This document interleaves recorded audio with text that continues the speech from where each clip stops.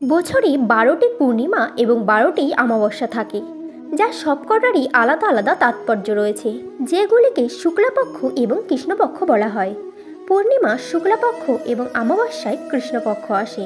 তবে অমাবস্যায় নেতিবাচক শক্তি বেশি সক্রিয় থাকে, যেখানে পূর্ণিমায় ইতিবাচক শক্তি বেশি সক্রিয়। তিথি গণনা ক্ষেত্রে পূর্ণিমা তিথিকে স্নান, দান, জপ, তপস্যা এবং শুভকর্মের জন্য সর্বোত্তম বলে মনে করা হয়।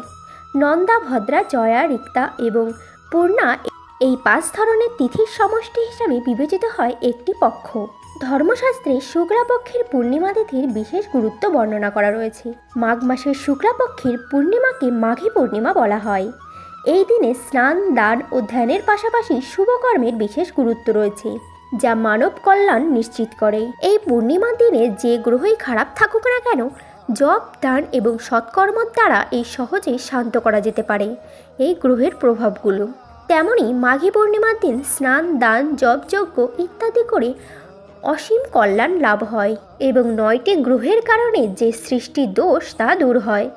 উৎসবের শুভ উপলক্ষে যদি কেউ মাঘী পূর্ণিমায় সকালে স্নান করে সূর্যকে জল অর্পণ করেন এবং দ্বিতীয় হৃদয়স্রোত পাঠ করে, লাল চন্দন, লাল বস্ত্র এবং গম দান করে, তাহলে সূর্যের দোষ দূর হয়ে থাকে। একইভাবে কারো যদি চন্দ্রদোষ থাকে, তাহলে চন্দ্রদোষ দূর করার জন্য চন্দ্রের জন্য মিশ্রি, চিনি এবং চাল দান করা উচিত। এমনকি ঋণের বোঝা বা মঙ্গল সংক্রান্ত সমস্যার ক্ষেত্রে মাঘী পূর্ণিমার দিনে মঙ্গলের উদ্দেশ্যে ছোলা, ডাল, গুড়, লাল কাপড়, তামার পাত্র ইত্যাদি দান করা উচিত। জ্ঞান, বিচক্ষণতা বৃদ্ধি এবং বুধের অনুগ্রহ পেতে বুধের উদ্দেশ্যে আমলকি তেল, সবুজ শাকসবজি দান করা উচিত। এমনকি বিবাহে কোনো বাধা বা গুরু দোষ দূর করার জন্য গুরুর উদ্দেশ্যে নিজের সামর্থ্য অনুযায়ী হলুদ, সরিষা, জাফরান, হলুদ চন্দন, ভুট্টা এবং সোনা দান করা উচিত। এবং দাম্পত্য জীবনে মাধুর্য আনতে অথবা শুক্রের দোষ দূর করতে শুক্র গ্রহণের উদ্দেশ্যে কর্পূর, দেশি ঘি, মাখন, সাদা তিল ইত্যাদি দান করা উচিত।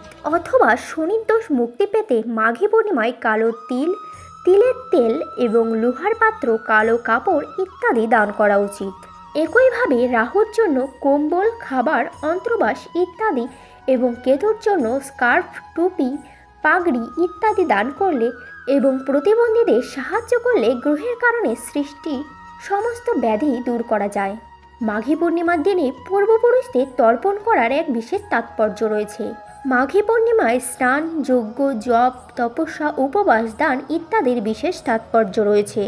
ওই কারণেই পবিত্র স্থান প্রয়াগরাজের সঙ্গমের তীরে ১ মাসব্যাপী কল্পবাস পর্ব শেষ করার পর কল্পবাসীরা মাঘী পূর্ণিমার দিনে স্নান, গঙ্গা পুজো, আরতি, যজ্ঞ ইত্যাদি করেন এবং মাঘী পূর্ণিমার পুরো মাস ধরে কল্পবাস, ধ্যান, জপ, তপস্যা, উপবাস, দান এবং তপস্যার পরিপূর্ণতা হিসাবে গঙ্গা মায়ের প্রসাদ গ্রহণ করেন এবং তার পরের বছরে জীবনদাতা গঙ্গা মায়ের কোলে আবার আসার জন্য প্রার্থনা করে নিজ নিজ শহর ও গ্রামের উদ্দেশ্যে রওনা দেন।